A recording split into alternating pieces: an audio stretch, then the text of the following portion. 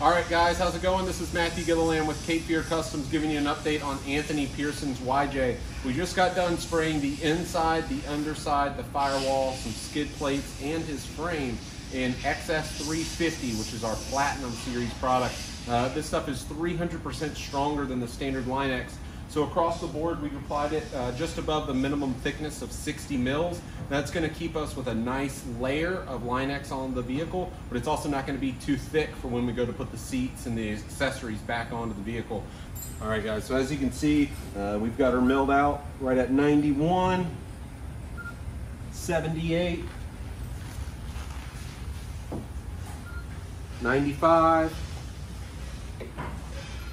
and 88. So we're keeping it above that 60 mil mark. Come over here to the frame, let me show you that. Now this process took us a couple flips. So we sprayed one side, flipped it over, sprayed the other side, and then continued to mill it to make sure that it was the right mill. So as you can see, this one,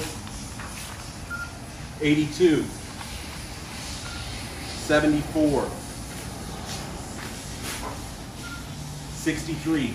Now again, that's going to allow us to put all of the suspension components, steering accessories, etc. back onto the Jeep without it being too thick to have to cut it away. Thank you guys for tuning in. Please stay with us over the next 2 weeks as we continue to update you on the progress on Mr. Pearson's Jeep.